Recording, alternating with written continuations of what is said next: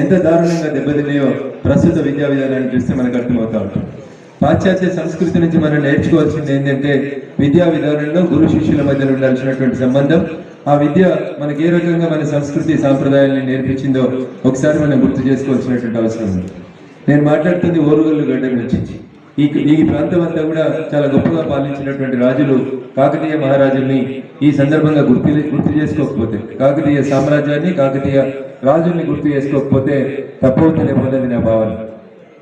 Machine Kakatiya అని TRS party adapt చేసుకున్నటువంటి machine Kakatiya గురించి నేను మాట్లాడదలుచుకోలేదు.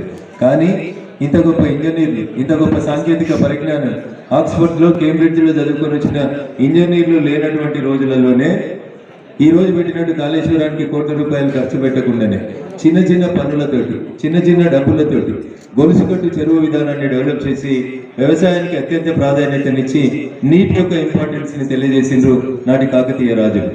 నాటి కాకతీయ రాజులు కట్టినటువంటి గొలుసు చెరువులను పునరుద్ధరించమంటే మన పాలకులు వచ్చి దానికి మిషన్ కాకతీయ అని ఒక పేరు పెట్టి దాన్ని కమిషన్ కాకతీయ మార్చి 30 నుంచి 50,000 కోట్ల రూపాయలు ఖర్చు పెట్టింది.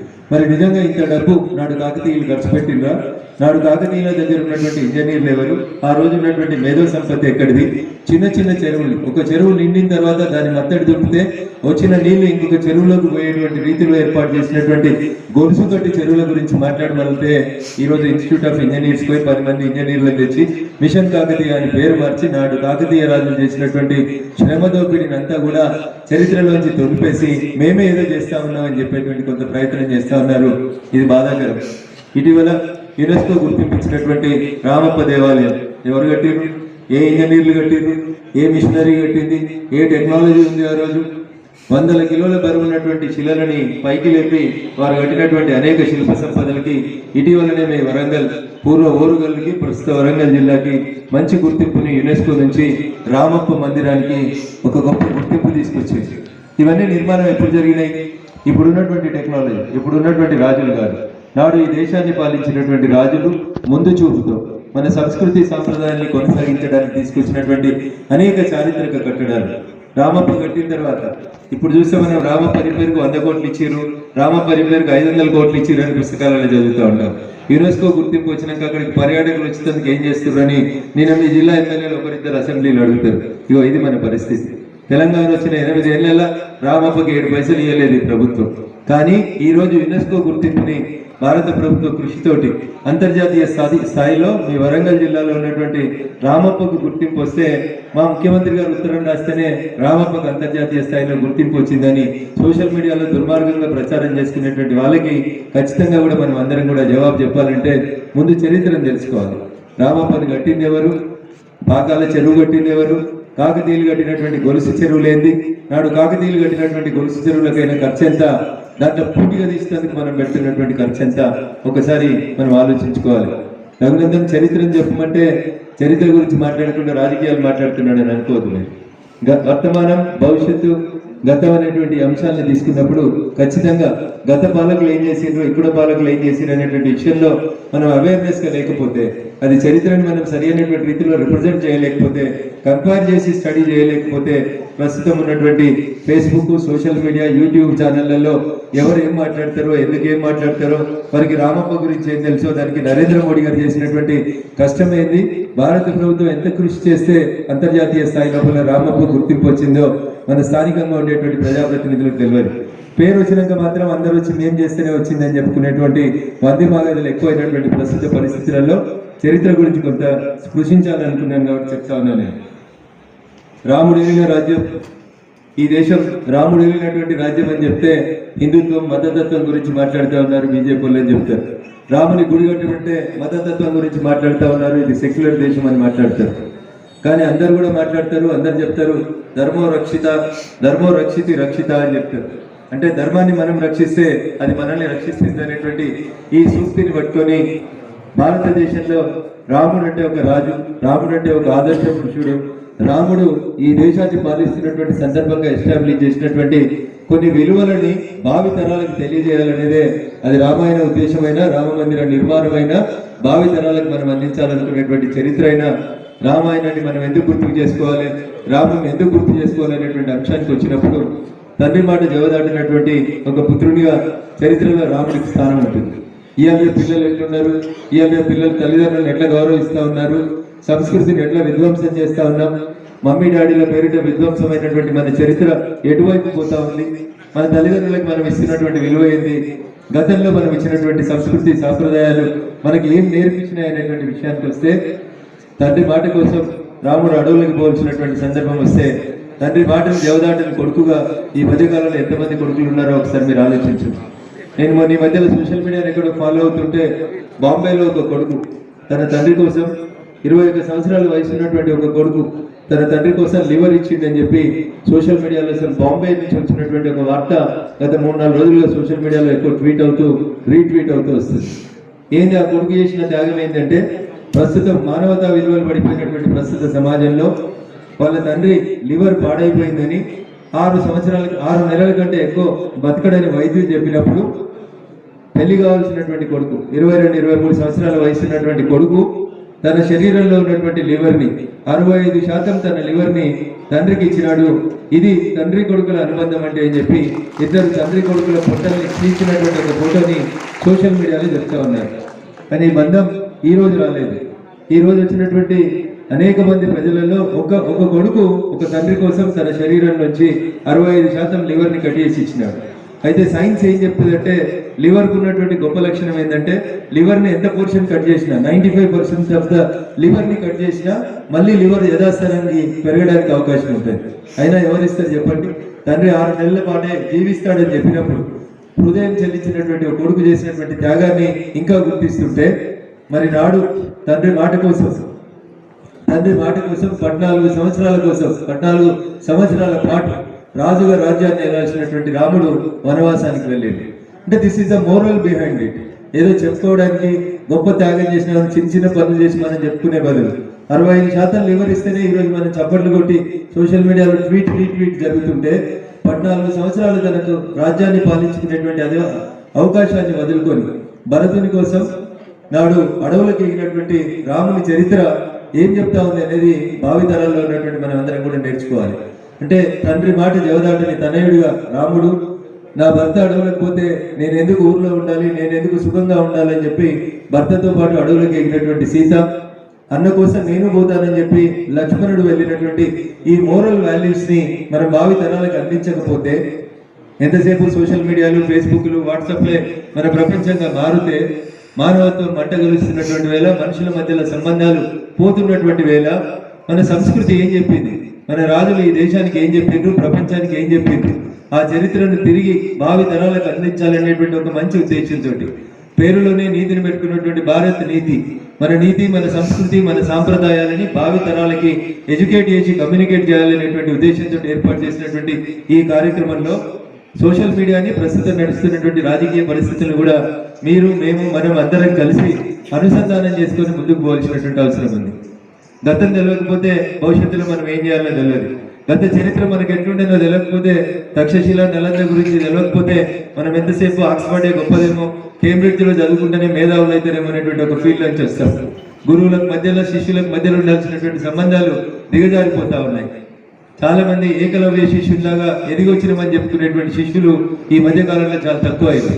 మహాభారతం చూస్తే ఎవరు కనబడతారు? గురు శిష్యుల మధ్య సంబంధాలు చెప్పాలంటే గది బయట ఉంచి విద్య నేర్చుకున్నటువంటి శిష్యుడు గురువుకు అవసరం వచ్చినప్పుడు, గురువు అది మంచి కోసం అడిగినా చెడు కోసం అడిగినా, నా గురువు అడిగిండు, ఆయనకు నాకు ప్రత్యక్షంగా సంబంధం ఉన్నా లేకపోయినా ఆయన నేర్పిన విద్యతోటే నేను ఇంత గొప్ప స్థాయికి ఎదిగినా అని చెప్పి ఆ రోజు ఆ గురువు కోరిక సమంజసమైన కోరిక కాకపోయినప్పటికీ శిష్యుడిగా గురువుకు తాను ఇవ్వాల్సినటువంటి గురుదక్షిణ ఏంది అని అడిగినప్పుడు ఆ గురువు కోరినటువంటి కోరికను మన్నించినటువంటి గురు శిష్యుల సంబంధాన్ని చరిత్రకు మనం అందించాల్సిన అవసరం ఉంది.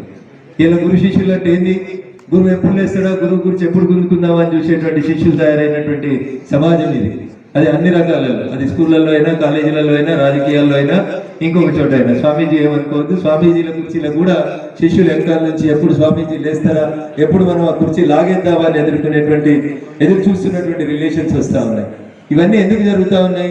మానవతా సంబంధాలు, విలువలు దిగజారిపోయి ఏం చేస్తా ఉన్నాం అనేటువంటి అంశం లోపల ఒక స్పష్టమైనటువంటి అవగాహన లేక ఎంతసేపు నేను బాగున్నానా, నాకేం లాభం వస్తా ఉంది, నేను ఎట్లా ముందుకు పోతున్నాం అనేటువంటి వ్యక్తిగతమైనటువంటి ఆలోచనలు మినహా మనిషి సంఘజీవి, సమాజం కోసం బతకాలి, సమాజం మనకి ఏమిస్తుంది, తిరిగి ఇంటర్ను మనం సమాజం లోపల విలువలు సంస్కృతిని ఎట్లా కాపాడుతున్నాం అనేటువంటి అంశం లోపల ఎవరికి కూడా మనకు ఆలోచన లేకుండా ఎంతసేపు మెకానికల్ పుస్తకాల వైపు అలవాటు పడతా ఉన్నాం. కాబట్టి భారత నీతి సంస్థపించినప్పుడు నేను అనుకున్నాను, నాకు తెలిసినటువంటి 4 మంచి మాటలు ఇంకొక 4గురికి చెప్తే నేను ఎప్పుడూ అనుకుంటాను, ఏ దేశ భవిష్యత్తు అయినా తరగతి గది యొక్క 4 గోడల మధ్యలో నిర్మించబడుతుంది అని స్వామి వివేకానంద గారు చెప్పినట్టు నా జీవితంలో నేను మొట్టమొదటి ఎన్నుకున్నటువంటి వృత్తి ఉపాధ్యాయ వృత్తి.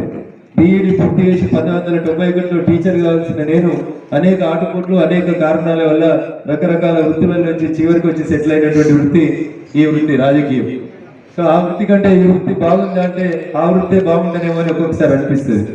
Because the destiny of a nation is decided in the 4 walls of class room.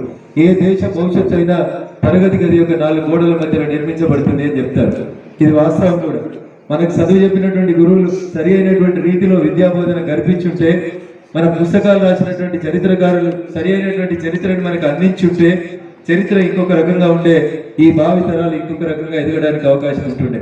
కానీ కాంగ్రెస్, కమ్యూనిస్ట్ మేధావులు, సూడో ఇంటలెక్చువల్స్ 1971లో ఆ పార్టీల యొక్క స్వార్థం కోసం చరిత్రను వక్రీకరించి అసలు దేశానికి స్వతంత్రం వచ్చిన దగ్గర నుంచి తెలంగాణ గడ్డ మీద 3 జెండా ఎగిరిన దాకా చరిత్ర పుస్తకాల్లో ఏది చెప్పకుండా చరిత్రను ఎప్పటికప్పుడు వక్రీకరిస్తూ భావితరాల యొక్క భవిష్యత్తుని అంధాకారంలోకి నెట్టేస్తూ వారు నచ్చిందే, వారు చెప్పిందే వేదం అనేటువంటి రీతిలో పుస్తకాన్ని తయారు చేసి పిల్లలని మెకానికల్ గా, మనుషుల కంటే ఎక్కువ యంత్రాలుగా మారుస్తున్నటువంటి ఆ నీతిలోంచి మనం ప్రస్తుతం బయటపడడానికి ఇవన్నీ కూడా ఉపయోగపడాలని చెప్పి ఆశిస్తా ఉన్నాం. చాలా మంది శ్రీకృష్ణదేవరాయలు గారి గురించి చెప్పుకున్నా, ఛత్రపతి శివాజీ మహారాజ్ గురించి చెప్పుకున్నా, చోళులు పాలించినటువంటి సమయంలో జరిగినటువంటి డెవలప్మెంటల్ యాక్టివిటీస్ గురించి చెప్పినా, లేదా కాకతీయులు ఇందాకే చెప్పిన గొలుసుకట్టు చెరువుల గురించి చూసుకున్నా. కానీ గతంలో ఈ దేశాన్ని పాలించినటువంటి అనేక డైనాసిటీస్, అనేక రాజులు, అనేక మంది రాజులు చాలా గొప్పగా తలలని పోషించారు, కవులను ఎంకరేజ్ చేసిండ్రు, చరిత్ర నిర్మాణం కోసం ఉపయోగపడిండ్రు. అది చరిత్ర అయినా, మర్యాద అయినా, క్యాబినెట్ అయినా, మంత్రి మండలి ఎట్లుండాలన్నా, పిల్లలకు చదువు చెప్పాలనేటువంటి విషయం లోపల ఏ రకంగా ఉండాలని చెప్పాలనుకున్నప్పటికీ కూడా అనేక రకాలైనటువంటి సామ్రాజ్యాలలో అనేక మంది హిందూ రాజులు చరిత్రను సృష్టించారు, భావితరాలకి మార్గదర్శకంగా నిలిచింది.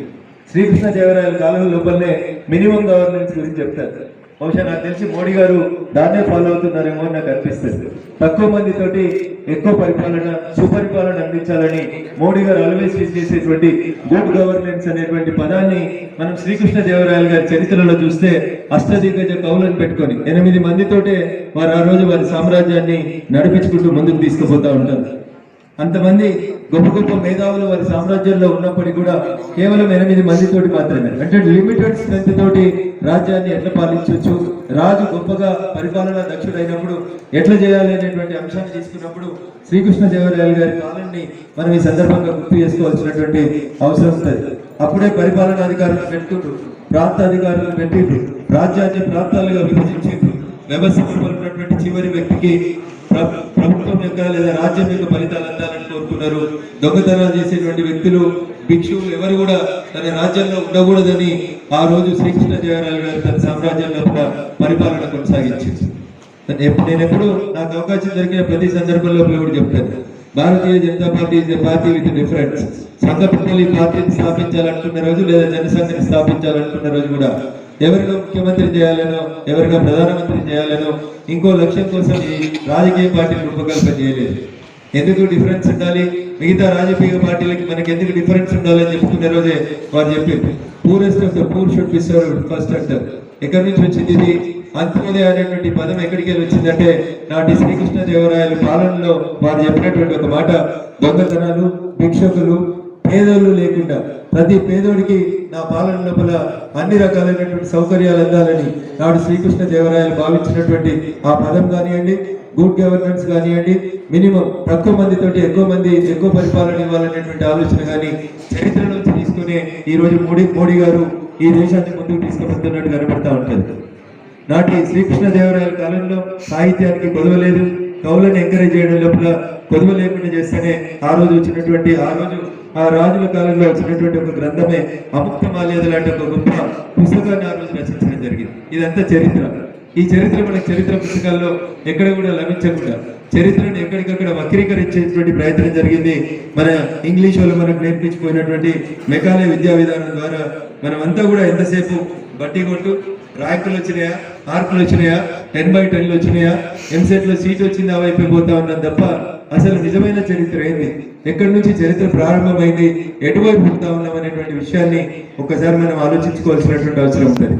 రాముడి గురించి మాట్లాడితే ఇవాళ వచ్చినటువంటి మోక్షగుండం విశ్వేశ్వరయ్య లాంటి ఇంజనీర్లు లేనప్పుడు కూడా చిన్న సైన్యంతో, వానర సైన్యంతో రామరాజ్యంలో ఆ రోజు సీత కోసం వెతుకుతున్నటువంటి సందర్భంలో సీత ఆచూకి దొరికిన తర్వాత, సీతమ్మ వారి ఆచూకి దొరికిన తర్వాత రాముడు అక్కడికి పోవాలనుకున్నప్పుడు, లంకా పయనం చేయాలనుకున్నప్పుడు ఇంత టెక్నాలజీ లేదు, ఇంత స్టీల్ లేదు, ఇంత సిమెంట్ లేదు, ఇంత పెద్ద లార్సన్ టర్బో లాంటి కంపెనీలు లేవు, ఎలాంటివి లేవు, మెగా కంపెనీలు లేవు. ఆ రోజు ఎవరున్నారు? ఆ రోజు ఏం కట్టిండ్రు? నీళ్ళల్లోంచి భారతదేశంలోంచి శ్రీలంకకు వెళ్ళడానికి ఒక వారధిని కట్టిండ్రు, రామసేతు అనేటువంటి వారధి కట్టిండ్రు. ఏడికెళ్ళి వచ్చారు ఇంజనీర్లు? కేంబ్రిడ్జ్కి వెళ్ళి వచ్చిరా, ఆక్స్ఫర్డ్కి వెళ్ళి వచ్చిరా? వీళ్ళెవరు లేకున్నా నీళ్ళ మీద తేలియాడేటువంటి రాళ్లను కూడా ఐడెంటిఫై చేసి సైన్స్ అండ్ టెక్నాలజీని రెండింటిని సమ్మిళితం చేసి ఆ రోజే మన చరిత్రకారులు, మన రాజుల కాలంలో ఉన్నటువంటి అనేక మంది మేధావులు ఈ రకమైనటువంటి గొప్ప గొప్ప వారధులు కట్టారు. అసలు రామసేతు ఉందా, రామసేతు అనేది వారధియా, భారత శ్రీలంకల మధ్యలో ఇవి నిజంగా ఉన్నాయా లేవా అనేటువంటి సందేహం వచ్చి లాస్ట్ సుప్రీంకోర్టు దాకా పోయి కేసులేసి ఆ రామసేతు వారధిని డిస్టర్బ్ చేయాలని, చరిత్రలో రామసేతు లేదని చెప్పాలని ప్రయత్నం చేస్తే చివరికి నాలాంటి కొంతమంది న్యాయవాద మిత్రులు వెళ్ళి రామసేతు నిర్మాణం జరిగిందని చెప్తే దాని ఇటీవల కాలంలో నాసాలు, జియోగ్రాఫికల్ ఛానల్స్ అన్ని కూడా చూపిస్తా ఉన్నాయి.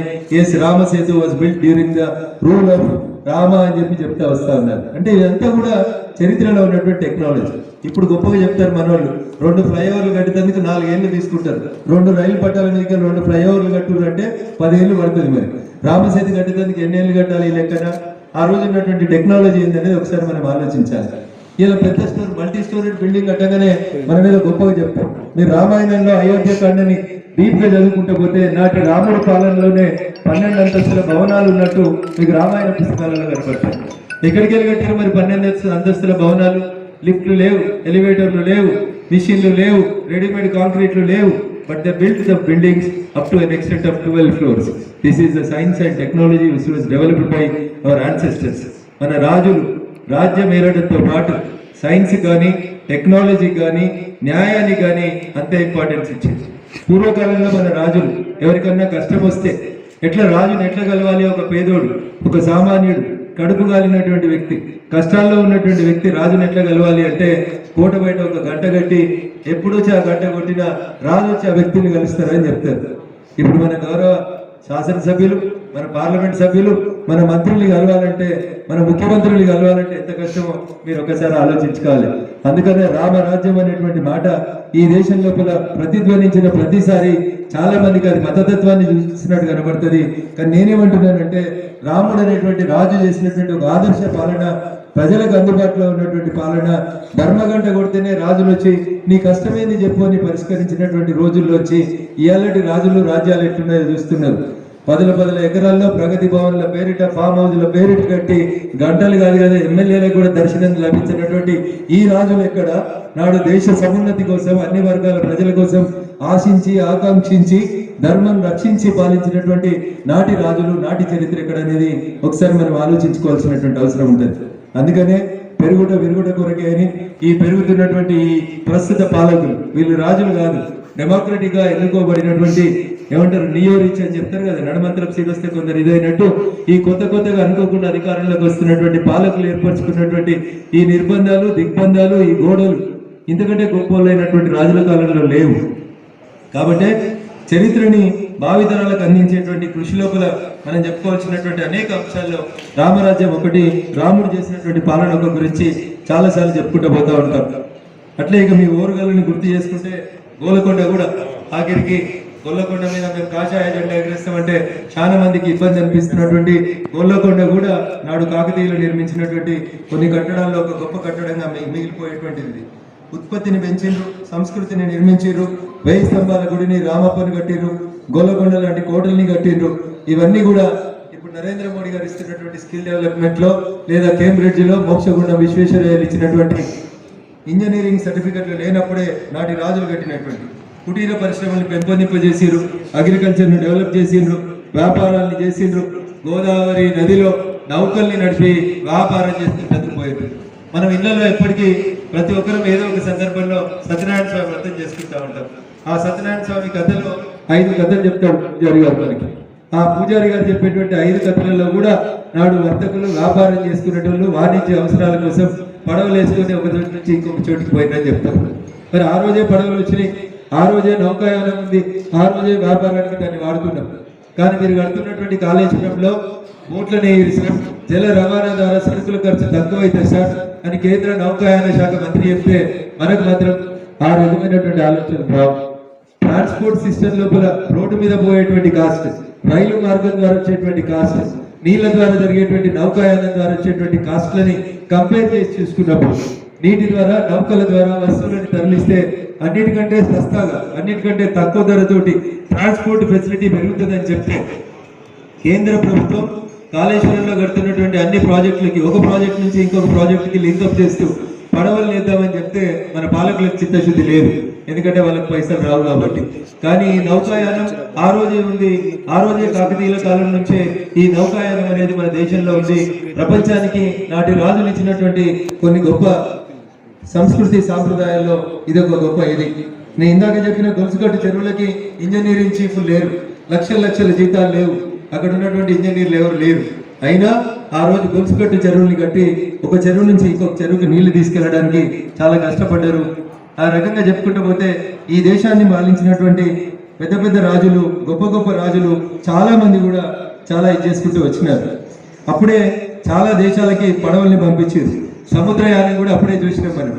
ఇప్పుడు మనం చాలా గొప్పగా చెప్పుకుంటాం, హెలికాప్టర్ దిగాలంటే పోలీస్ స్టేషన్ పోయో లేదా ఎస్పీ గారి దగ్గరికి పోయో లాంగిట్యూడ్స్ ఎంత లాటిట్యూడ్స్ ఎంత అని తీసుకొని వస్తాం మనం.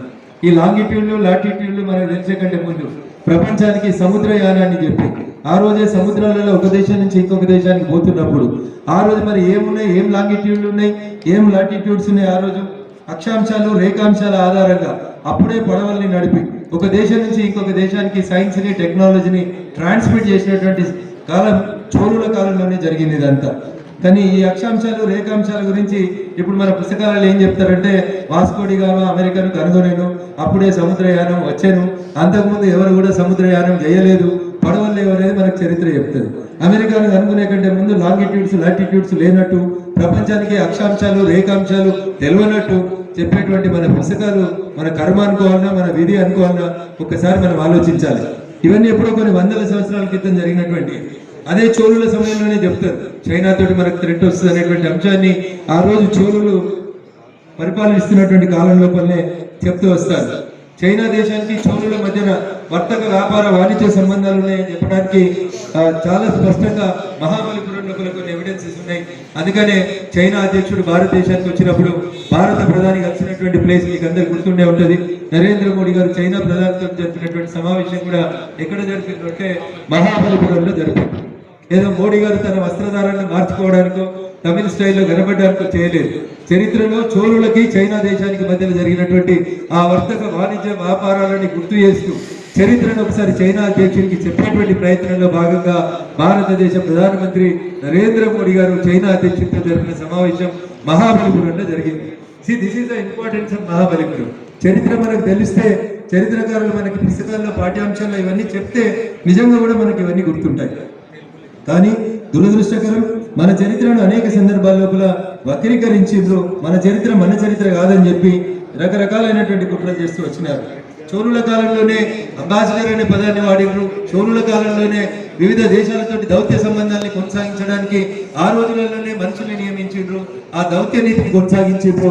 ఇప్పుడు దాన్ని మనం అంబాసిడర్ అనేటువంటి పేరుతోటి గొప్పగా ఆంగ్లేయులుగా ఇంగ్లీషులుగా చెప్పుకుంటూ పోతా ఉంటాం. కానీ ఈ రకంగా అటు చోళుల్ని తీసుకున్నా, అటు కాకతీయుల్ని తీసుకున్నా, లేదా అటు రామాయణం తీసుకున్నా, రకరకాలైనటువంటి రాజులు హిందూ కింగ్డమ్స్ లోపల అనుసరించినటువంటి అనేక విధానాలు ఈ చరిత్రలో సజీవ తార్కాణాలుగా మిగులుతాయి.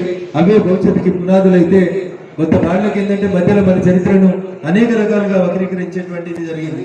చివరిగా ఒక మాట చెప్తూ ముగిస్తా. నేను చరిత్రలో హిందూ సామ్రాజ్య విస్తరణ కోసం కలలు గని మన పక్కనే ఉన్నటువంటి మరాఠా యోధుడు మన పక్కనే ఉండి తన తల్లి ఇచ్చినటువంటి స్ఫూర్తితోటి ఈ దేశం లోపల హిందూ సామ్రాజ్య విస్తరణ జరగాలని మొఘలులను అడ్డుకునేందుకు ప్రయత్నం చేసినటువంటి ఛత్రపతి శివాజీ మహారాజ్ చరిత్రని మనం ఒకసారి తీసుకుంటే యువకులలో క్రమశిక్షణ ఉండాలని, యువకులు పోరాట యోధులుగా మారాలని, తన పాలనంతా అవినీతి రహితంగా కొనసాగాలని చెప్పి ఆ రోజు శివాజీ మహారాజు గారు కలలు కనడంతో పాటు ఈ దేశం పట్ల, మన రక్షణ పట్ల, మన ధర్మం రక్షణ పట్ల అనేక రకాలైనటువంటి బోధనలు చేసి తన పాలన లోపల సమ్మిళితంగా దేశ రక్షణతో పాటు దేశభక్తిని కూడా పెంపొందించినటువంటి గొప్ప మహారాజు ఛత్రపతి శివాజీ మహారాజు గారు.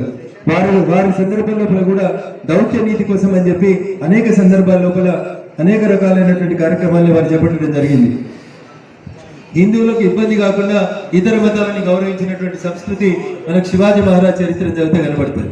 ద సోకాల్డ్ సెక్యులర్ అనే పదం ఆ రోజు లేకపోయినప్పటికీ కూడా హిందూ ధర్మ రక్షణను కొనసాగిస్తూ పరమతాలకు ఇబ్బంది కలగకుండా ఆ పరమతాలన్నిటివి మన హిందూ మతానికి ఇబ్బంది లేనంతసేపు వాటిని కొనసాగిస్తూ రాజు తన ధర్మాన్ని కొనసాగించింది మనకు ఛత్రపతి శివాజీ మహారాజు గారి యొక్క జీవిత చరిత్ర లోపల కనబడతా ఉంటుంది.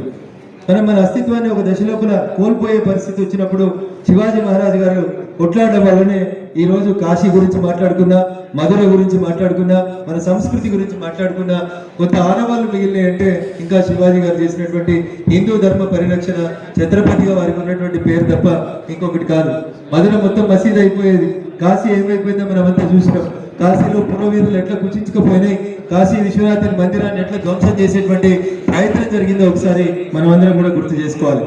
అందుకనే వీరందరి నుంచి స్ఫూర్తి పొందినారు కాబట్టి నరేంద్ర మోడీ గారు గుడ్ గవర్నెన్స్ అనేటువంటి పదంలో అటు శివాజీని తీసుకున్నా, ఇటు షోలులను దృష్టిలో పెట్టుకున్నా ఇవన్నీ తీసుకొని వస్తూ ఉంటారు. రెవెన్యూ ఉద్యోగులు మనం ఏదో చెప్తాం, ఎన్టీ రామారావు గారు గొప్పగా ఆ వ్యవస్థ లోపల గొప్ప మార్పు తెచ్చిండ్రు, పరిపాలన లోపల అంత గొప్పమైనటువంటి దూరదృష్టి ఎన్టీఆర్ గారిది అని చెప్తాం. కానీ నాటి ఛత్రపతి శివాజీ మహారాజు పాలన లోపల రెవెన్యూ ఉద్యోగస్తులు ఆ రోజు ఉన్నటువంటి ప్రజలను పీడించకూడదని అప్పుడు ఉన్నటువంటి దేశముఖుల వ్యవస్థను రద్దు చేసింది ఛత్రపతి శివాజీ మహారాజు కాలం లోపల. మన ధర్మ పరిరక్షణతో పాటు రెవెన్యూ వ్యవస్థ ప్రజలకి కట్టగింపుగా మారకూడదు, ప్రజలకి భారంగా మారకూడదు అనేటువంటి ఉద్దేశంతో దేశముఖుల వ్యవస్థను కూడా నాడు రద్దు చేసి రెవెన్యూ ఉద్యోగస్తులు మరింత పారదర్శకంగా ఉండాలని కోరుకున్నారు. ఇప్పుడు కంప్యూటర్లు వచ్చినాక, ఐఏఎస్లు వచ్చినాక వచ్చిన ధరణి కాదు అది. ఆ రోజే ప్రజలకి కష్టం కావద్దని, రెవెన్యూ ఉద్యోగులు లంచగొండలుగా మారకూడదని, రెవెన్యూ ఉద్యోగస్తులు ప్రజలకి భారంగా ఉండకూడదని దేశముఖుల వ్యవస్థ రద్దు చేస్తే ఈ రోజు మనం ఎట్లు చెడిపోతా ఉన్నారో మీరు చూస్తున్నారు. విఆర్ఓలు పోయినరు, విఆర్ఏలు పోయినరు, పటవారీలు పోయినరు, పటేళ్ళు పోయినరు. ఏమొచ్చింది అంటే ధరణి వచ్చింది. ధరణి వచ్చినాక ఏమొచ్చిందంటే రైతుకు కష్టాలు పెరిగినాయి తప్ప సమస్యల పరిష్కారం అనేది జరగలేదు. అంటే గతం నుంచి భవిష్యత్తుకు మనం ప్రయాణం చేస్తున్నటువంటి సందర్భంగా గత చరిత్ర చెప్పినటువంటి మంచిని, గత చరిత్రలో ఉన్నటువంటి నీతిని మనం సారాంశాన్ని మనం జోడీకరించుకొని ముందుకు పోకపోతే ఇబ్బంది అవుతుంది అనేది మనం ఒక రకంగా అర్థం చేసుకోవాలని చెప్తూ, పెద్ద పెద్ద సైన్యాలు, పెద్ద సంఖ్యలో ఉన్నటువంటి సైన్యాలు తన సామ్రాజ్యం మీద దాడికి వస్తే అని అనుకున్నప్పుడు ఛత్రపతి శివాజీ రచించినటువంటి ఒక గొప్ప యుద్ధ నీతి గెరిల్లా యుద్ధ నీతి మనందరికీ గుర్తుండాలి. గెరిల్లా యుద్ధం ఎట్లా చేస్తారంటే ఇప్పుడు భారతదేశ సైన్యంలో కూడా గెరిల్లా స్క్వాడ్ అని ఉంటుంది. దీన్నే నరేంద్ర మోడీ గారు ఈ మధ్యకాలంలో ఇంప్లిమెంట్ చేసినారు. నేను ప్రతిదాన్ని ప్రస్తుతం నడుస్తున్నటువంటి రాజకీయాలకి క్రోడీకరించి కంపేర్ చేసి చెప్పడం అనేది ఒక టీచర్గా నాకు అలవాటు. ఎందుకంటే ఇట్లా చెప్తేనే సబ్జెక్ట్ మనకి ఎక్కువ కాలం గుర్తుంటుందేమో అనేది మాకు పీఈడీలో మాకు చెప్పినటువంటి ఒక లైన్ గుర్తుపెట్టుకొని ప్రతిదాన్ని కంపేర్ చేస్తున్నాం. Don't feel it as a political statement. అందుకనే ఆ రోజు ఉన్నటువంటి గెరిల్లా యుద్ధ తంత్రాన్ని అమలు చేసే నరేంద్ర మోడీ గారు ఏం చేశారో మీరు అందరు చూసారు. ఉత్తగానే రాలే అభినవ్, పాకిస్తాన్లో ల్యాండ్ అయినటువంటి అభినవ్ ఉత్తగానే భారతదేశానికి రాలేదు. అది ఆ యుద్ధ నీతి ఏంది, ఆ గెరిల్లా నీతి ఏంది అనేది నరేంద్ర మోడీ గారు ఉపయోగించిండ్రు, చూపించిండ్రు. పక్క దేశం తన హద్దులు దాటిన రోజు, పక్క దేశం మన మీద కుట్రలు చేసిన రోజు గెరిల్లా యుద్ధ తంత్రాన్ని ఉపయోగించి బార్డర్ దాటి, తెలుగు సినిమా బాలకృష్ణ చెప్పిన డైలాగ్ కాదు, నీ ఊరికి వస్తే నీ పంచాయతీ చూస్తాను కాదు, ఎవరికి చెప్పకుండా ఎవరికి అర్థమయ్యే లోపే పొరుగులు ఉన్నటువంటి దేశాల కుటీల నీతిని కంట్రోల్ చేయడానికి నాటి గెరిల్లా నీతిని, యుద్ధ నీతిని, ఆర్మీ నీతిని అన్నింటినీ కూడా కొనసాగించి అనేక మంది గతంలో మనల్ని పాలించినటువంటి హిందూ రాజులు చరిత్ర లోపల తయారు చేసినటువంటి ఈ చరిత్ర విజ్ఞానం కావచ్చు, సంస్కృతి కావచ్చు, సాంప్రదాయాలు కావచ్చు, తక్షశిల, నలంద లాంటి యూనివర్సిటీలు కావచ్చు, లేదా కాకతీయులు కట్టినటువంటి గొలుసుకట్టు చెరువులు కావచ్చు, లేదా శివాజీ నేర్పించినటువంటి గెరిల్లా యుద్ధ తంత్రం కావచ్చు. ఇదంతా చరిత్ర, ఇదంతా గత హిందూ రాజులలో ఉన్నటువంటి ఒక మంచి. వీటినన్నింటినీ కలగలిపి చూస్తేనే ఇప్పుడు కనబడుతూ ఉన్నటువంటి వ్యక్తి గౌరవనీయులు నరేంద్ర మోడీ గారు. వీటన్నింటి సారాంశాలని వంట పట్టించుకొని ఈ దేశానికి ఏది మంచిది, గత పాలకులు భారత చరిత్ర, హిందూ చరిత్ర, హిందూ ధర్మం ఏం చెప్పింది, నేను మొదలుపెట్టిన ధర్మో రక్షిత దగ్గర నుంచి మొదలుకొంటే ఈ దేశాన్ని ప్రపంచ చిత్రపటంలో విశ్వగురుగా నడపడానికి నరేంద్ర మోడీ గారు నడుపుతున్నటువంటి కార్యక్రమాల్ని మీలాంటి యువత అందరూ కూడా ముందుకు తీసుకెళ్లాలని, భారత నీతి లాంటి సంస్థలు మన నీతి, సంస్కృతి, సాంప్రదాయాల్ని భావితరాలు అందించడానికి చేస్తున్నటువంటి ఈ చిరు ప్రయత్నంలో కొద్దిసేపు మీతో కలిసి ఈ వేదికను పంచుకునే అవకాశం కల్పించినటువంటి భారత నీతి సంస్థ పెద్దలందరికీ కూడా మరోసారి శిరస్సు వచ్చి నమస్సమాంజలు తెలియజేస్తూ సెలవు తీసుకుంటా ఉన్నాను. జై హింద్, జై భారత్. ఈ కార్యక్రమానికి విచ్చేసినటువంటి ఈ యొక్క మనం ఎక్కడైతే కూర్చున్నామో జిల్లా బీజేపీ అధ్యక్షురాలు రావు పద్మ గారు, అదేవిధంగా అప్పుడు నేను ఇక్కడ పనిచేస్తున్నప్పటి నుంచి ఆ తర్వాత వచ్చినటువంటి బ్యాచెస్ ఏవైతే అందులో అనేక సంవత్సరాలు కార్యకర్తలుగా పనిచేసి సిద్ధాంతపరంగా పోరాటం చేసినటువంటి, అదృష్టవశాత్తు ఈసారి గెలిచినటువంటి అందరూ కూడా నికార్సైనటువంటి కార్యకర్తలు, సిద్ధాంత కార్యకర్తలు, కార్పొరేటర్లు. ఇక్కడ శ్రీనివాస్ రెడ్డి గారు ఉన్నారు, శ్రీమతి స్వాతి శ్రీనివాస్ రెడ్డి గారు,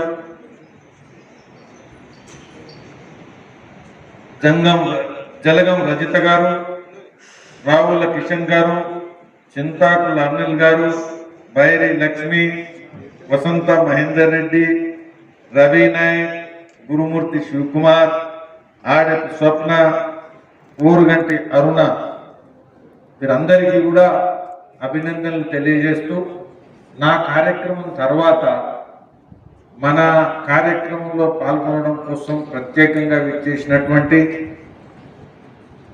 పత్రికా రంగంలో అందరికీ సుపరిచితురాలైనటువంటి స్వప్న, టీవీ యాంకర్ అందరికీ కూడా తెలుసు స్వప్న గారు, అదేవిధంగా సోషల్ మీడియాలో పేరుగాంచినటువంటి ఈ కార్యక్రమానికి విచ్చేసినటువంటి ఉషా నిర్మల గారు, వినోద్ గారు, ఇంకా వచ్చినటువంటి అతిథులు, మిత్రులు, యువకులు, కార్యకర్తలు. ఇంతకుముందు చెప్పడం జరిగింది, ఇది రెండవ కార్యక్రమం. హైదరాబాద్లో డిజిటల్ హిందూ కాన్క్లేవ్ అనేది మొదట జరిగింది. ఆ తర్వాత ఇదే హాల్లో నిర్ణయం కూడా జరిగింది ఇంకో నెల తర్వాత. కానీ కోవిడ్ సెకండ్ వేవ్ ఏదైతే ఉందో అది విపరీతమైనటువంటి ప్రభంజనం మొత్తం దేశవ్యాప్తంగా, ప్రపంచవ్యాప్తంగా వచ్చిన కారణంగా మనం ఆ కార్యక్రమాన్ని రద్దు చేసుకోవాల్సి వచ్చింది. ఆ రద్దు చేసుకున్నటువంటి కార్యక్రమాన్ని ఈసారి ఇప్పుడు మనం నిర్వహిస్తున్నాం ఇదే హాల్లో. కోవిడ్ సమయంలో సోషల్ మీడియాకు సంబంధించిన, డిజిటల్ సంబంధించినటువంటి కార్యక్రమం ఏదైతే ఉందో ఈ కార్యక్రమంలో ఇంత పెద్ద ఎత్తున, ఇంత ఎక్కువ సంఖ్యలో ఈ హాల్లో వచ్చినటువంటి యువకులను చూసిన తర్వాత నాకు వాస్తవంగా విపరీతమైనటువంటి సంతోషము, నా మీద నాకు నమ్మకం పెరిగింది. నేను వరంగల్లో చదువుకున్నాను, ఇక్కడ అందరూ కూడా మనం వరంగల్లో చదువుకున్నాం. వరంగల్ చాలా చరిత్ర కలిగినటువంటి, అంటే వరంగల్తో సంబంధం ఉంది అంటేనే ఒక ప్రైడ్, స్వాభిమానం. ఎందుకంటే దెర్ ఇస్ ఎ హిస్టరీ.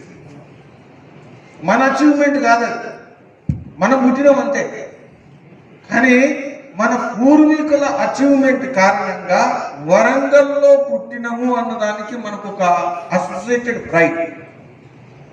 ఇదంతా కూడా మనతో ఉంది. నేను చిన్నప్పుడు వరంగల్లో చదువుకుంటున్నప్పుడు అందరూ కూడా చేసేటువంటి పని లేదు, నేను కొత్తగా చేసింది ఏం లేదు, మీకు తెలియదు ఏం లేదు.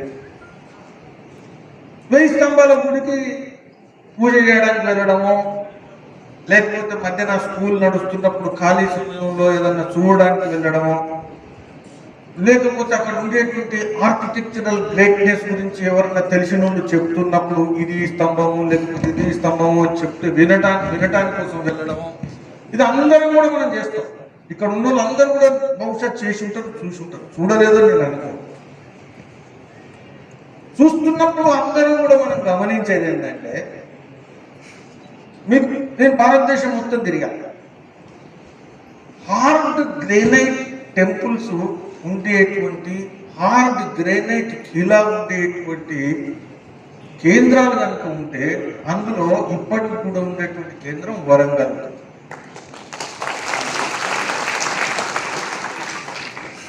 శాండ్ స్టోన్ టెంపుల్స్ మిగతాయి. మనం కోనార్క్కి వెళ్ళినా లేకపోతే ఇంకెక్కడికి వెళ్ళినా అనేక టెంపుల్స్ ఏవైతే ఉంటాయో, అనేక ఫోర్ట్స్ ఏవైతే ఉంటాయో మీకు కనబడుతుంటాయి. చాలా రేర్గా బ్లాక్ గ్రానైట్ టెంపుల్స్ మీకు కనబడతాయి. మిగతా అన్ని కూడా శాండ్ స్టోన్ టెంపుల్స్.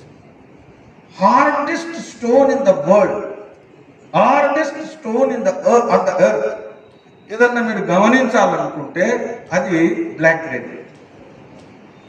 అటువంటి బ్లాక్ గ్రానైట్ తోని కట్టినటువంటి కోటలు, టెంపుల్స్, కట్టడాలు ఉండేటువంటి దక్షిణ భారతదేశం, ముఖ్యంగా వరంగల్, ఇంకా కింద ఉంటే తమిళనాడు. వెళ్ళినప్పుడు నేను చిన్నోడు, నాకు తెలియదు, మీకు కూడా తెలియదు. అప్పుడు నాకు పుస్తకాలు సరిగ్గా తెలియదు. నంది మూతి ఇరిగిపోయింది, మీరు కూడా చూసుకుంటారు. నంది ఇరిగిపోయినటువంటి నంది, కాలు ఇరిగో, మూతి విరిగో, తోక పోయో, ఇంకేదో పోయో ఉండేటువంటి నంది అనేది మనం చూసినాం.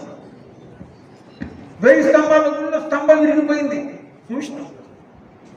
కొన్ని దిక్కుల శివలింగాలు ఇరిగిపోయినాయి మనం చూసినాం.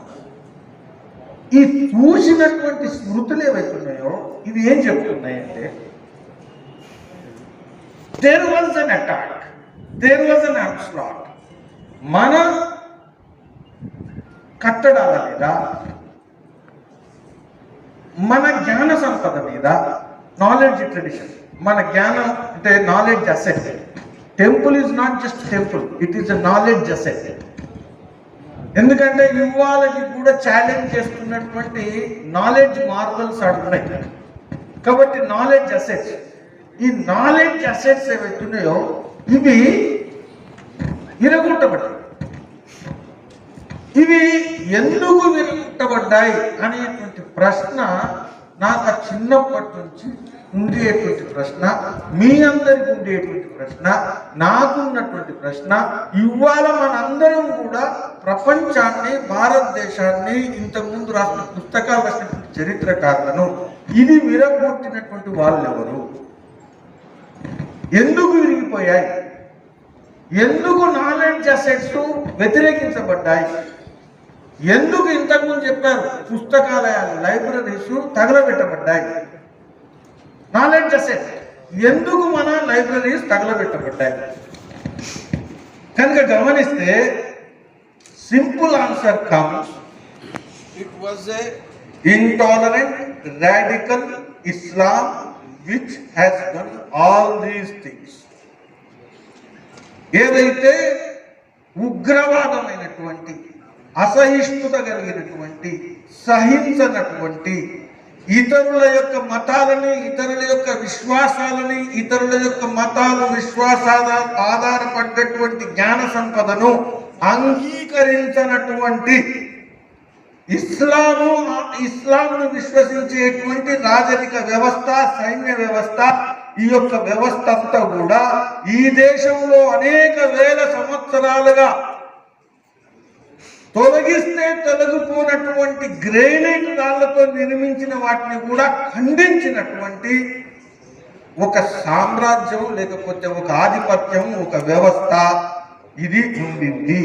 ఇది దీనికి ఉండేటువంటి ఎవిడెన్స్.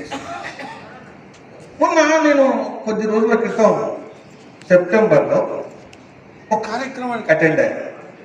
ఆ కార్యక్రమం ఏంటంటే 1921లో మోప్లా రెబెలియన్ అంటారు, ఇప్పుడు దాన్ని మోప్లా జెనోసైడ్. మహాత్మా గాంధీ ఏదైతే పిలిపించాడో ఖిలాఫత్ మూవ్మెంట్ అనేది, దానికి సహకరించాలా? కాంగ్రెస్ పార్టీ దేశానికి స్వాతంత్రం కోసం పోరాటం చేయబడినటువంటి సంస్థ అని ఏదైతే చరిత్ర చెప్తున్నామో దాంతో పాటు, నేను దాన్ని ప్రశ్నించట్లేదు, కానీ దాంతో పాటు ప్రపంచ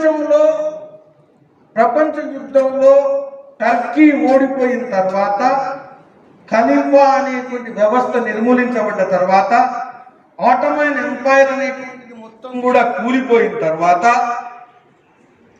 ప్రపంచంలో ముస్లిం ఉమ్మా ఏదైతే ఉందో దానికి ఆధిపతి అనేటువంటి ఖలీఫా అనేటువంటి వ్యవస్థను కమాల్ పాషా తీసేసిన తర్వాత మహాత్మా గాంధీ కాంగ్రెస్ రెజల్యూషన్ పాస్ చేయడం జరిగింది. దీన్ని నేను వ్యతిరేకిస్తున్నాను. ప్రపంచంలో ఉండేటువంటి ముస్లింల యొక్క విశ్వాసానికి దెబ్బ తగిలింది. కాంగ్రెస్ పార్టీ దీనికి వ్యతిరేకంగా ఉద్యమానికి సహకరిస్తుంది. తిరిగి ఖలీఫా వ్యవస్థను స్థాపించబట్టే వరకు అనే రిజల్యూషన్ తీర్మానం పాస్ చేసిన తర్వాత ఇది కూడా స్వాతంత్ర ఉద్యమంతో సమానము అని చెప్పిన తర్వాత కాంగ్రెస్ తో ఉండేటువంటి నాయకులు మహమ్మద్ అలీ, షౌకత్ అలీ, ఈ ఇద్దరు ఏదైతే ఉద్యమాన్ని నడిపిస్తున్నారో ఆ ఉద్యమానికి మొత్తం దేశంలో కాంగ్రెస్ నాయకులు సహకరించారు. సహకరించిన తర్వాత దేనికోసం? భారతదేశం స్వాతంత్రం కోసం కాదు, దేనికోసం? బ్రిటిష్ వెళ్ళిపోవాలని కాదు, టర్కీ యొక్క సామ్రాజ్యం మొత్తం ప్రపంచంలో ఉండేటువంటి ముస్లింల మీద ఇంకా ఉండాలా అనేటువంటి ఉద్యమానికి సహకరిస్తే కేరళలో, దక్షిణ కేరళ మలబార్లో ఉండేటువంటి రీజన్ ఏదైతే ఉందో అక్కడ ఉండే ముస్లింలను మోక్లాస్ అంటారు. వాళ్ళు ఆ ఉద్యమంలో నడిచి కొన్ని రోజులకు ఖలీఫా పోయింది, అంగ్రేజీ అంటే ఇంగ్లీష్ వాళ్ళు వేరు, వాళ్ళకేం సంబంధం లేదు, వాళ్ళకు వ్యతిరేకంగా పోరాటం. కానీ వాళ్ళు హింసా అత్యాచారం చేసి 1000 మందిని చంపినటువంటి ఘటన ఏదైతుందో అది సెప్టెంబర్ 1921 జరిగితే నేను 2021 100 సంవత్సరాల సందర్భంగా ఆ కార్యక్రమంలో పాల్గొన్నాను. ఇక్కడ చరిత్రలో ఈ జెనోసైడ్ గురించి మాట్లాడట్లేదు. ఈ జెనోసైడ్ కు ఎవరైనా బాధ్యులు అనుకుంటే ఈ దేశంలో ఉండేటువంటి కాంగ్రెస్ నాయకత్వం బాధ్యత వహించాల్సి వస్తుంది. అయితే నేను ఇక్కడ ప్రశ్నిస్తున్నది ఏంటంటే దట్ వాజ్ ఆల్సో, అంటే 300 సంవత్సరాలు 400 సంవత్సరాల క్రితం ఉండేటువంటి ఈ యొక్క కట్టడాలను కూల్చినటువంటి ఇంటాలరెంట్ రాడికల్ ఇస్లాం అంతం కాలేదు.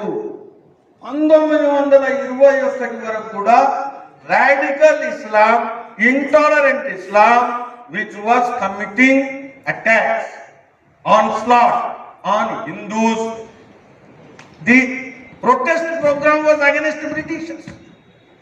The protest program was for Khalifa establishment, but genocide happened against Hindus. ఇది రెండో విషయం మనం గుర్తు తెచ్చాం. మూడో విషయం, నేను కశ్మీర్లో 1991, 92, 93లో పనిచేస్తున్నప్పుడు మీ అందరికీ కూడా తెలుసు, మనందరికీ ఇండియాకు పాకిస్తాన్కు మధ్యన క్రికెట్ గేమ్ నడిచింది. ఈ క్రికెట్ గేమ్ నడుస్తున్నప్పుడు గెలిచిన ఓడిన నేను ఆ డోడా, అనంతనాగ్, బారాముల్లా, శ్రీనగర్ ఈ గల్లీల్లో గ్రామాల్లో ఆ పర్వతాల మధ్యన తిరుగుతున్నప్పుడు మనకు ఇండియా గెలిస్తే సంతోషం, పటాకులు కాలుస్తాం ఇక్కడ వరంగల్లో, హైదరాబాద్లో. కానీ నేను ఇండియా గెలిచినా పాకిస్తాన్ గెలిచినా కశ్మీర్లో హిందూ గ్రామాలు, హిందూ యువకులు, హిందూ యువతుల మీద అత్యాచారం జరగడం నా ప్రత్యక్షంగా నేను. So what I want to say, నేను చెప్పడం ఏంటంటే intolerant Islam was there even in 1991. Radical Islam was there even in 1991. అంటే వరంగల్లో నేను చిన్నప్పుడు చూసినటువంటి 300 సంవత్సరాల కింద ఉండేటువంటి ఎవిడెన్సెస్, 100 సంవత్సరాల క్రితం ఉండేటువంటి మలబార్లో ఉండే ఎవిడెన్స్, 1991లో ఉండేటువంటి కశ్మీర్లో ఉండేటువంటి ఎవిడెన్స్, ఈరోజు కొన్ని సంవత్సరాల క్రితం తాలిబాన్ ఆఫ్ఘనిస్తాన్లో రాజ్యం ఏలుతున్నప్పుడు బామియాన్ అనేటువంటి ఒక నిలువెత్తు విగ్రహం బుద్ధుంది ఏదైతుందో అది కూల్చడం మనందరం కూడా చూసాం. ఈ కూల్స్తున్నటువంటి వాళ్ళు ఎవరు?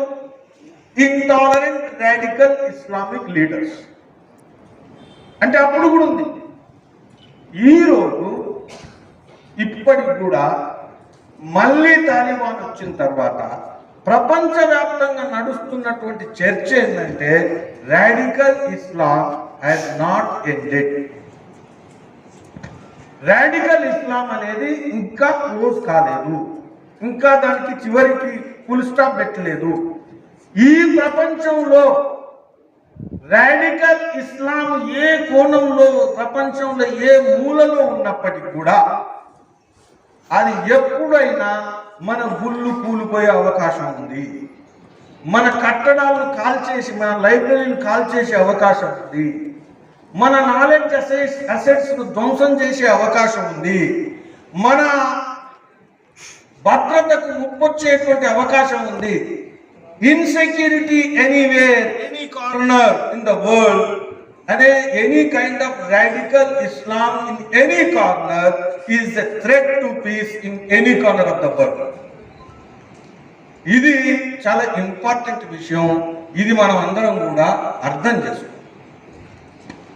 ఈరోజు సోషల్ మీడియాని ఎందుకు చెప్తున్నా అంటే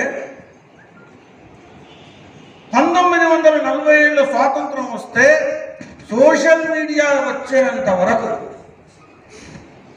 హిందువులకు ఉండేటువంటి యొక్క మంచి విషయాలు, లేకపోతే వాళ్ళు పడినటువంటి ఇబ్బందులు, వాళ్ళు పడుతున్నటువంటి బాధల గురించి ఈ సోషల్ మీడియా రాకముందు భారతదేశంలో విపరీతమైనటువంటి అణిచివేత, intellectual establishment, even including the media oppression. భారతదేశంలో ఉండేటువంటి మీడియా మొత్తం దాచేసింది, అణిచేసింది. ఒక పర్టికులర్ వ్యూ, వరల్డ్ వ్యూను భారతదేశంలో ప్రచారం చేసింది, దాన్ని తిరగదొక్కింది, ఎదురింది, ఎదురాడింది, పోరాటం చేసింది. ఎందుకంటే సోషల్ మీడియా వచ్చింది. Social media has opened up and it has strengthened the movement for the resurgence of India.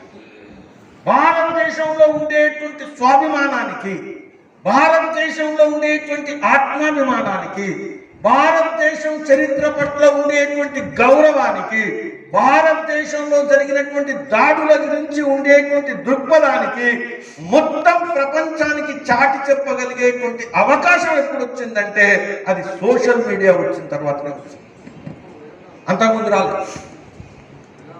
కాబట్టి నేను కోరుకుంటున్నది ఏంటంటే రాబోయేటువంటి రోజుల్లో మళ్ళీ ఇవన్నీ రావాలా లేకపోతే రావద్దు, ఇది ఇష్యూ కాదు. ఇవన్నీ విషయాలు కూడా ప్రపంచానికి తెలుస్తూ ఉండాలా, ప్రపంచానికి తెలియజెప్పగలిగేటువంటి forum, platform, vehicle social media. ఇవన్నీ చెప్పడం ద్వారా ఏంటంటే ప్రపంచంలో ఇది జరగకూడదు, ప్రపంచంలో ఇది జరగకూడదు అంటే జరిగినటువంటి ఘటనల పట్ల పూర్తి సమాచారం ప్రపంచానికి, రాబోయేటువంటి తరాలకు అందజేయాల్సినటువంటి అవసరం ఉంది. అది అందనప్పుడు పునరావృతమయ్యే అవకాశం ఉంటుంది.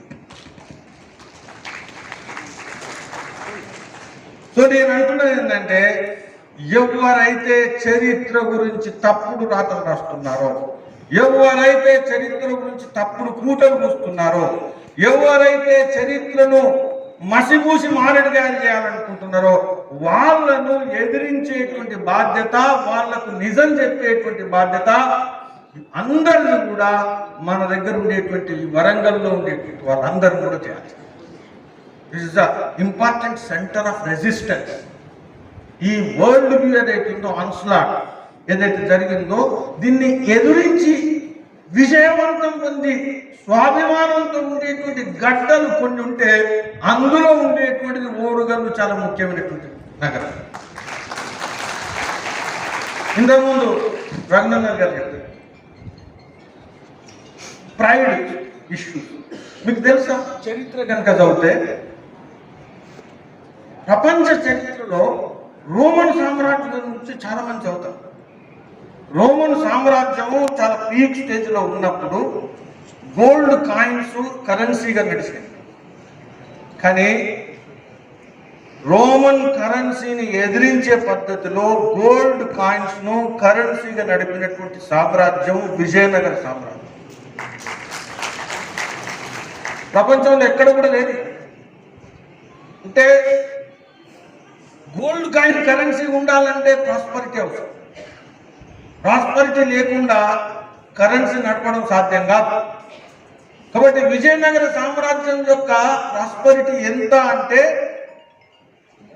మామూలు కాదు.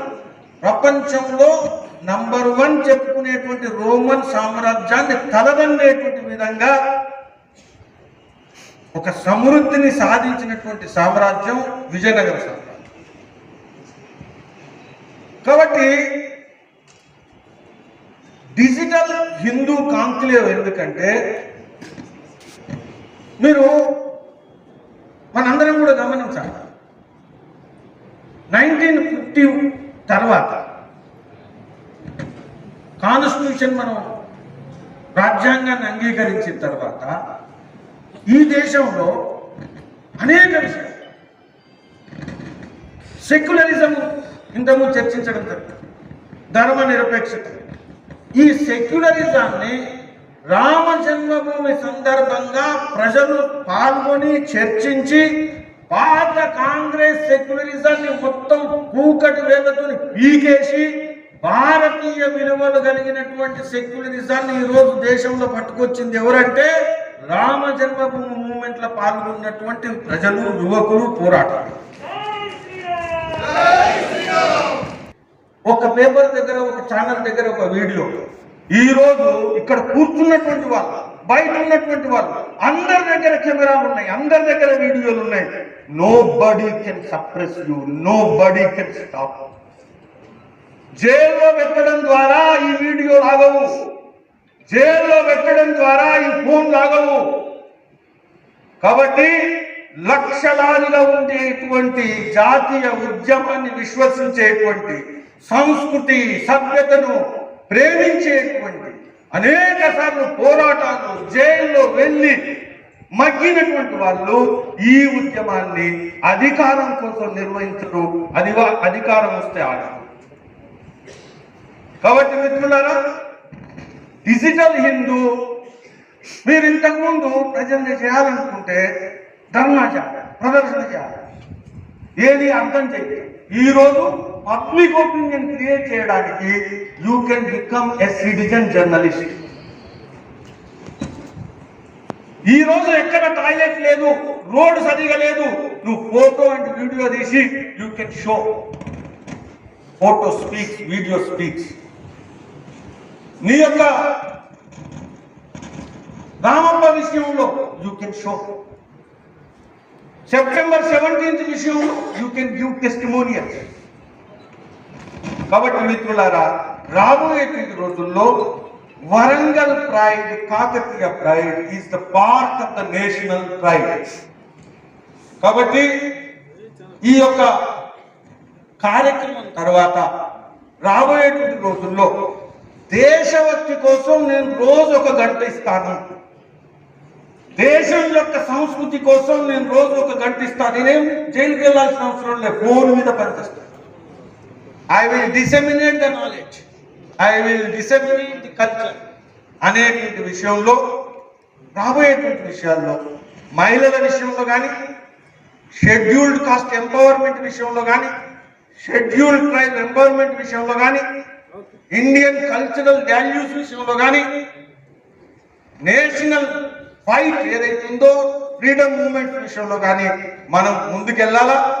రాబోయేటువంటి రోజుల్లో ఖచ్చితంగా తెలంగాణలో ఈ కాకతీయ తోరణం మాత్రమే తెలంగాణకు నిదర్శనం. It cannot have any other symbol. It represents the essence of Indian values of Telangana values. కాబట్టి రాబోయేటువంటి రోజుల్లో అందరినీ కూడా నేను ఆహ్వానిస్తున్నా. ఈ కార్యక్రమం నిర్వర్తించినటువంటి వాళ్ళు నిజమైనటువంటి దేశభక్తులు. ఇక్కడికి వచ్చినటువంటి వాళ్ళు కూడా ఖచ్చితంగా దేశభక్తి మీద విశ్వాసం ఉన్నటువంటి వాళ్ళు. మీరందరూ కూడా రాబోయే రోజుల్లో ఈ సోషల్ మీడియా ద్వారా మన లివింగ్ నాలెడ్జ్ ట్రెడిషన్స్ ను విస్తరింపజేయాలా, దేశభక్తిని మనం పెంపొందించాలా. ఇంకొకసారి ఈ సమాజం, ఈ దేశం మళ్ళీ గులాం కాదు అనేటువంటి విషయం మనం జాగ్రత్తగా ముందుకెళ్లాలా. ధన్యవాదాలు. జై భారత్. शिवा स्वामी जी, मुरलीधर राव जी, स्वप्न सुंदरी जी, उषा निर्मला जी, और बहुत ही सोशल मीडिया पे मशहूर, जब मैंने पोस्ट डाला तो विनोद अन्ना के लिए बहुत जिनकी रिक्वेस्ट आई कि उनसे जरूर मिलिएगा, 10 दिन के नाम से मशहूर विनोद जी और यहाँ पर उपस्थित सभा युवा साथियों, सबसे पहले मैं अपनी बात शुरू करूं। मुझे याद आता है आज से ठीक 3 साल पहले, आज 6 अक्टूबर है, 26 अक्टूबर 2018 को इसी वारंगल की धरती पे साईं बाबा टेम्पल के एक पुरोहित जो यहाँ पे हिंदू भजन चला रहे थे, 70 साल के देवनागर सत्यनारायण जी को यहाँ 26 साल के मोहम्मद इमाम हुसैन ने इसलिए हत्या कर दी थी कि वो यहाँ पे मंदिर के अंदर भजन बचा रहे थे, भजन चला रहे थे। मैं आज वारंगल की धरती से उन्हें शत नमन करता हूं, श्रद्धांजलि देता हूं। 20 साल बाद उनकी तीसरी पुण्यतिथि है जब उनकी हत्या की गई। क्योंकि मैं इसलिए उनका नाम ले रहा हूं क्योंकि उनकी जो हत्या हुई इसलिए हुई क्योंकि वो भजन चला रहे थे। कोई ऐसा नहीं कि वो कि चोर थे, लुटेरे थे, कोई ऐसे थे। उनको भजन चला रहे थे, उनको कहा गया कि आप यहाँ पे भजन मत चलाइए। उन्होंने कहा कि मंदिर है तो भजन चलेगा, इसलिए यहाँ पे वारंगल की धरती पे उनकी हत्या कर दी गई। 26 साल के मोहम्मद हुसैन।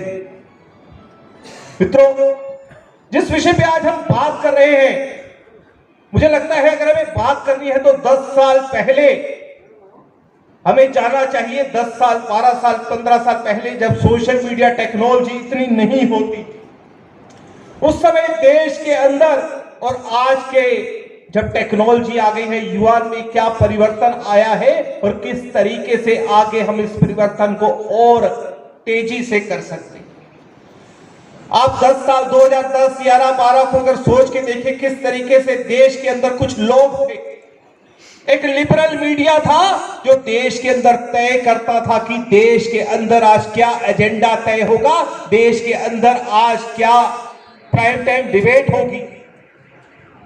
वो सेकुलर लिबरल लुटियंस में बैठने वाला मीडिया हिंदुओं को और हिंदुत्व की विचारधारा को किस तरीके से देखता था, मुझे लगता है आज हमें याद करने की आवश्यकता है जब हम इस विषय की बात करते हैं कि किस तरीके से टेक्नोलॉजी से हम उनको काउंटर कर सकते हैं या कर रहे हैं।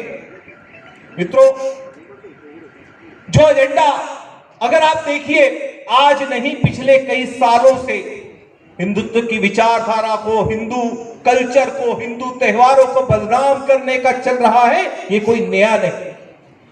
हर साल जब भी होली आती है, होली के त्योहार से पहले एक साजिश के तहत कैंपेन चलाई जाती है। देखिए हिंदू कितना गंदा त्योहार खेलते हैं, ये रंगों से खेलते हैं, ये पानी को बर्बाद करते हैं, सेव वाटर के नाम से कैंपेन चलाई जाती है।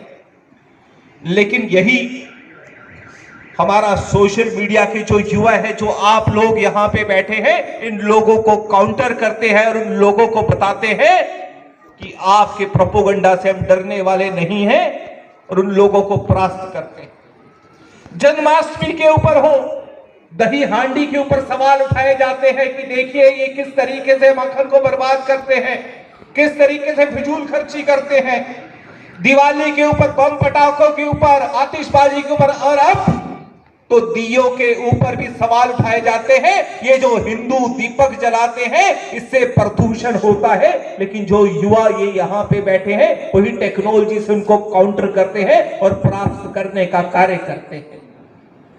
और मित्रों, आप छोड़ दीजिए त्योहारों को, एक और में घटना मेरे ध्यान में ही, जब गुजरात के अंदर जब ये नवरात्रि का पर्व शुरू होने वाला है 2 दिन में, नवरात्रि में जब वहां गरबा होता है, एक एनजीओ ने वह पीएल डाली और कहा कि ये देखिए कितना शोर मचाते हैं, इसके गरबा के ऊपर स्पीकर पे बैन लगाने का काम किया जाए। मित्रों, मैं इसलिए घटनाएं बता रहा हूं कि किस तरीके से पिछले कुछ दशकों से हिंदू त्योहारों को डेलिबरेटली टारगेट किया जाता है, लेकिन टेक्नोलॉजी के माध्यम से यही युवा उनको काउंटर करता है और प्राप्त करने का कार्य करता है। जब शिव जी के ऊपर दूध चढ़ाया जाता है तब इनको आपत्ति होती है। ये कहते हैं कि शिवलिंग के ऊपर आप दूध चढ़ाते हो तो दूध को बर्बाद करते हो। और पिछले कुछ समय में अगर आप त्योहारों को छोड़ दीजिए, जो घटनाएं हुई दिल्ली के अंदर, जो दंगे हुए, किस तरीके से मीडिया के द्वारा या वही लुटियन जोन द्वारा, वही लिबरल सेक्युलर जमात द्वारा एक प्रोपोगंडा किया गया कि किस तरीकों से हिंदुओं ने वहां मुसलमानों को मारा। लेकिन जब इसी टेक्नोलॉजी के माध्यम से, सोशल मीडिया के माध्यम से आप जैसे युवाओं ने काउंटर किया, आपने वो तस्वीरें दिखाई कि किस तरीके से वह दिलबर स्नेही को वो किसी मीडिया ने दिखाने का कार्य नहीं किया, वो आप जैसे लोगों ने पूरे देश तक टेक्नोलॉजी के माध्यम से पहुंचाने का कार्य किया कि किस तरीके से हिंदुओं को पहले मारा गया और फिर उस तरीके से प्रोपोगंडा किया गया। मित्रों, हम ज्यादा दूर नहीं गए, 2002 की जो बात करते हैं गुजरात की, 10 साल तक इस देश के अंदर जब सोशल मीडिया इतना प्रभावी नहीं था, 10 साल तक ये माहौल बनाया गया कि किस तरीके से गुजरात में देखो मुसलमानों के साथ, एक कौम के साथ जुर्म हुआ, किस तरीके से हम लोगों को चुन चुन के मारा गया।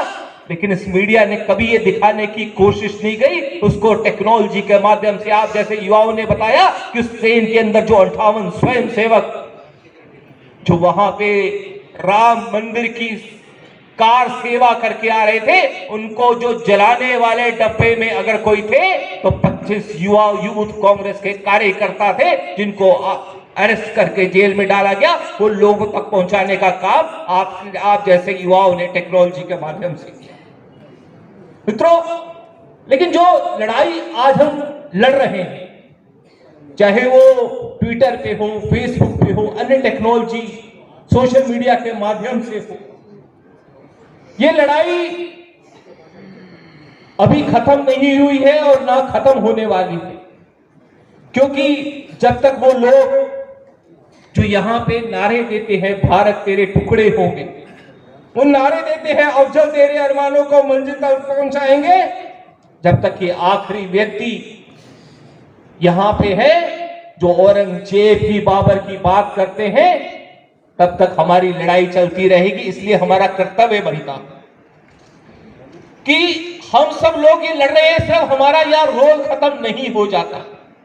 हम सब लोग ट्विटर पे अगर काउंटर कर रहे हैं, सोशल मीडिया पे काउंटर कर रहे हैं, उन लोगों को एक्सपोज करते हैं, यहां तक हमारा रोल खत्म नहीं हो जाता है।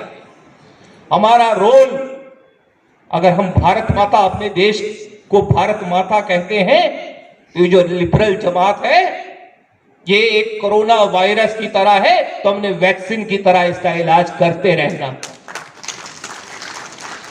मित्रों, इसलिए मेरा आपसे निवेदन है कि हमें ऐसा लगता है कि हमने काउंटर किया, हमारा काम हो गया, हमारा काम नहीं हुआ।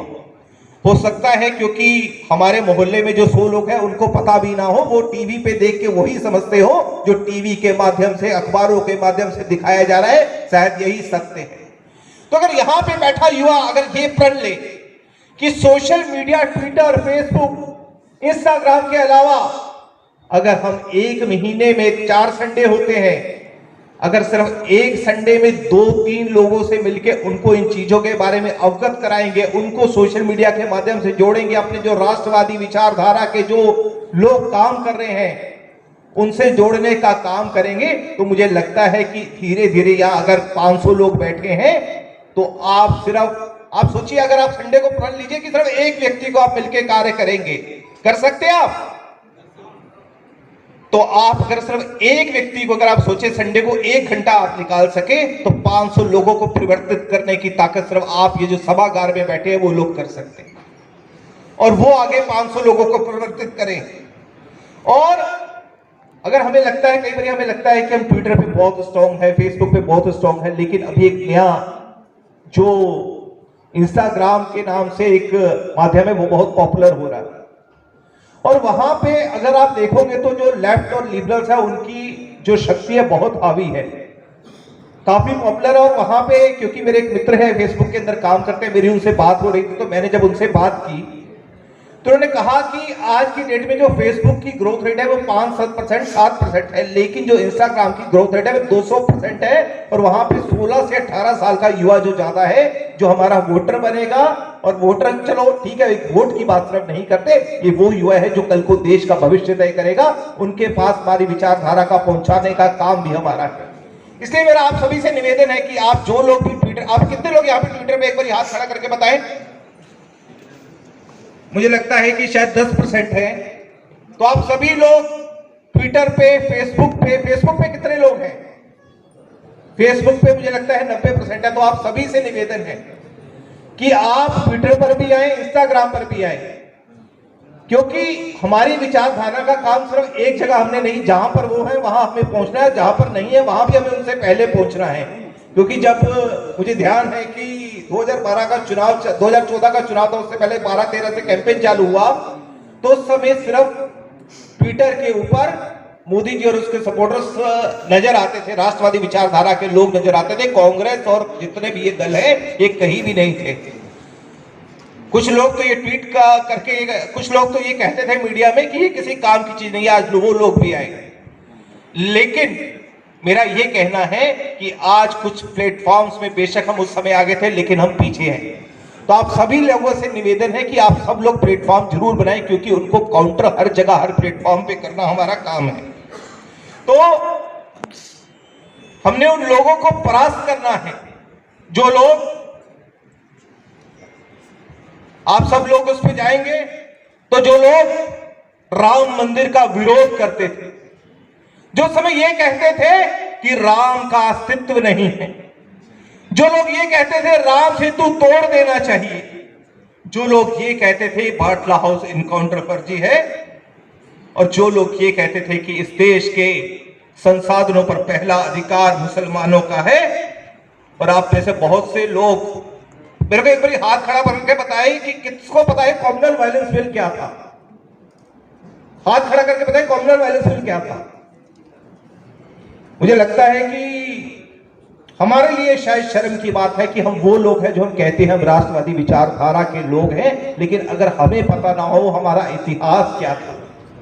2010-11 के बीच में मनमोहन सिंह की सरकार, सोनिया गांधी की सरकार थी, उसकी एक एनईसी कमेटी थी, वो एक बिल लाई थी कि इस देश के अंदर कोई भी दंगा हो लेकिन पहले गिरफ्तार हिंदुओं को किया जाएगा। वो बिल लाने की पूरी तैयारी थी। अगर 2014 में सोनिया गांधी, मनमोहन सिंह की सरकार दोबारा आती तो कम्युनल वायलेंस बिल इस देश के अंदर आने वाला था। मुझे लगता है कि वो बिल नहीं आया, लेकिन वो बिल इसलिए वो पढ़ना चाहिए ताकि उन लोगों की सच्चाई हमें पता लगे कि जो लोग आज मंदिर मंदिर घूम रहे हैं चुनाव के समय में, वो हिंदुओं के बारे में क्या सोच रखते थे।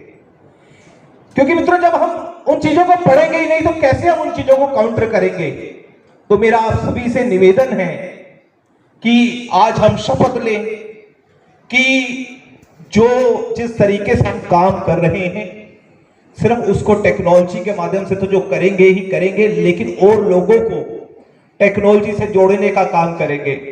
तो आप सभी लोगों से आज मेरा एक मैं प्रॉमिस मांगता हूं, आप सभी लोगों से एक वायदा मांगता हूं कि आप सभी लोग अगले 2 दिन के अंदर ट्विटर और इंस्टाग्राम पे अपना अकाउंट बनाएंगे। आवाज नहीं आ रही। और उसके अलावा जितने भी अपने राष्ट्रवादी विचारधारा के जो अकाउंट है, पेज है, उससे अपना कम से कम एक हफ्ते में 1 घंटा निकाल के अगर उन लोगों को जोड़ने का कार्य करते हैं तो हम हर महीने 2000 लोगों को जोड़ सकते हैं, हर साल 25,000 लोगों को सिर्फ इस सभागार में बैठे लोग जोड़ सकते हैं, सिर्फ संडे में 1 घंटा निकाल के। और मुझे पूरी उम्मीद है कि आप लोग इसको करेंगे। ज्यादा मैं नहीं बोलता हूं, अपनी बात को यही समाप्त करता हूं। भारत माता की, भारत माता की।